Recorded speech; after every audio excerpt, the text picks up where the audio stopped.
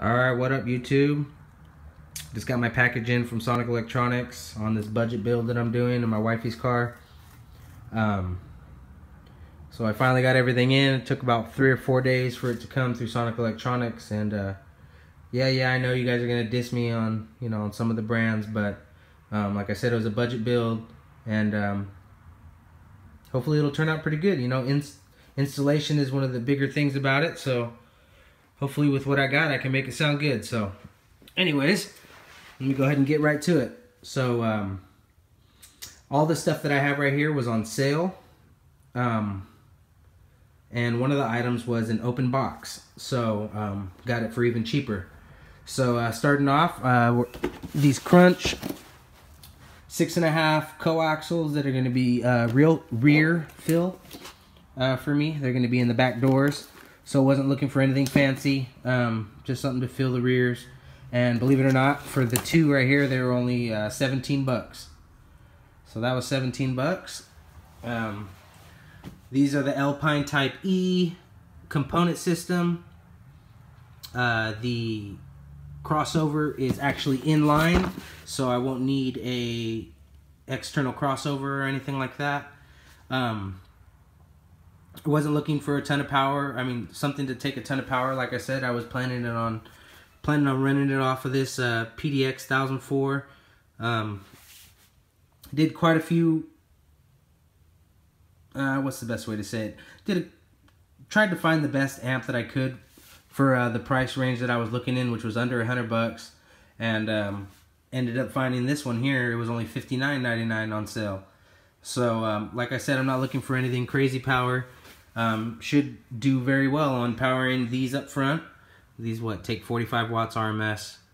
So I think this does 75 RMS times 4 at 4 ohms, and like 125 times 4 at 2 ohms.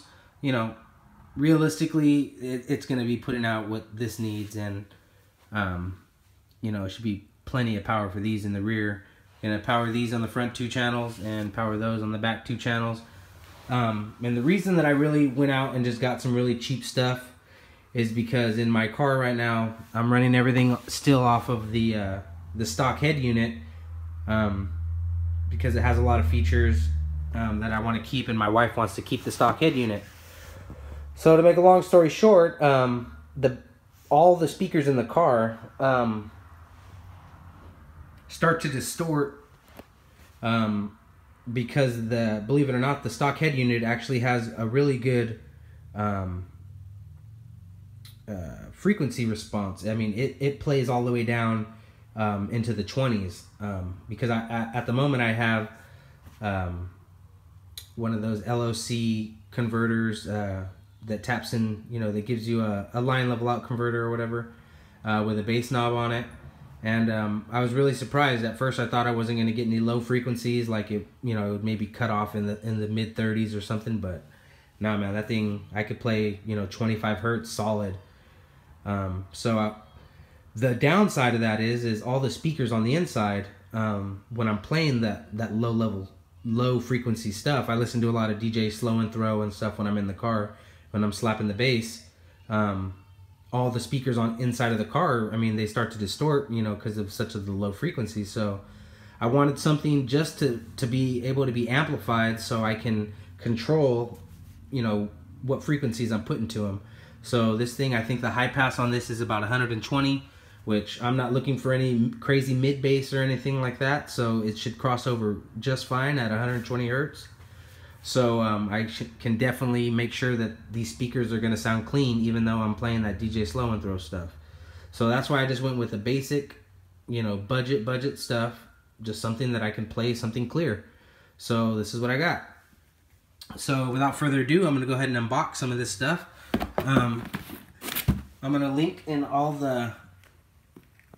in the description the exact product stuff and all that, so it comes up when you search for it.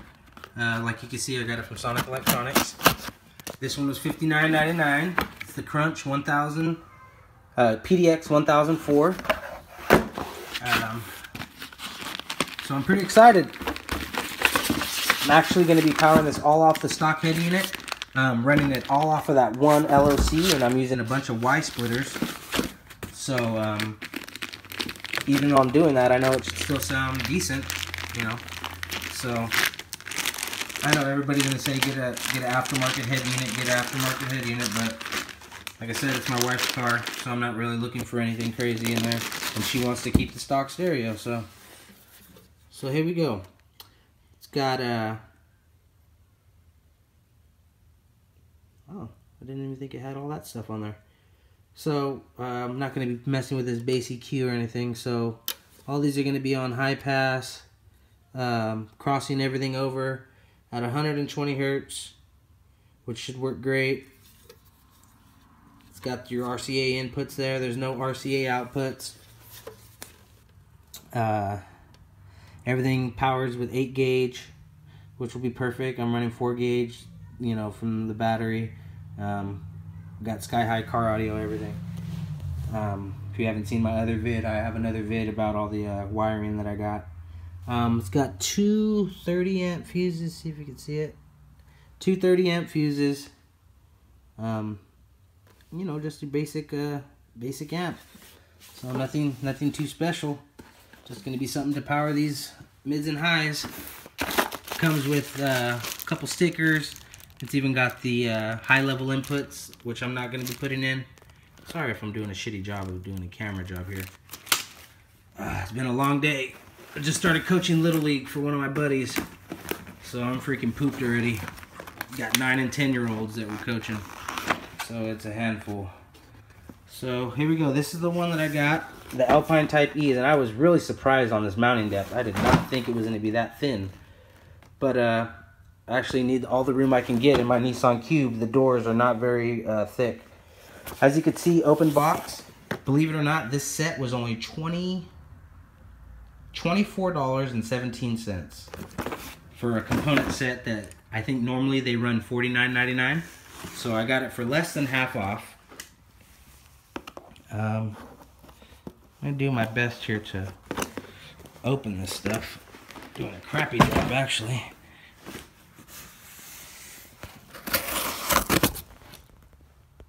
And my camera job sucks. Okay. So let's see. This is the sxe-1750s component set. 45 RMS each side. So that's what I'm working with.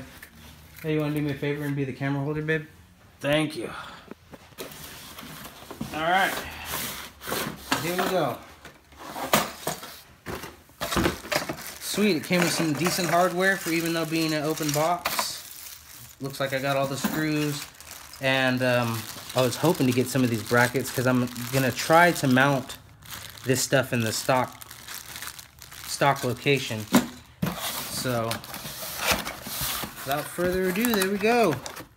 Some decent little 6.5s, 4 ohms, 45 RMS, paper cone. I like this little design that it has to keep it linear, but it's nothing crazy. I mean, these things honestly will probably barely take 45 watts RMS, but with what I'm powering it with, it should be decent setup. Like I said, I was just looking for something clear. Here are the tweeters with the you can see the little capacitor on there to make sure. So these will fit nice in the stock location. So I'm excited. This is the first time I've hooked up anything as far as mids and highs in any of my vehicles. The last setup that I had was actually that I got done in Bakersfield, California at a place called Translex, which went out of business. And I got a full Rockford Fosgate system in there. And I didn't put any of it in. So this will be my first install ever doing it on my own. Thank you for all those close-ups, babe. Alright, so these are actually have a lot, from what I could tell, have a bigger mounting depth than the Alpines. so here we go. Got a little manual, some more wiring, some hardware. These are the Crunch cs653 3-way 6.5 coaxial speakers. So it comes with the 6.5s here. Ooh, it has a nice little grill that it comes with. These speakers actually... Ooh, did I break it already? No. Okay. I gotta be careful, man. So, it looks like it's got a built-in capacitor in the back here.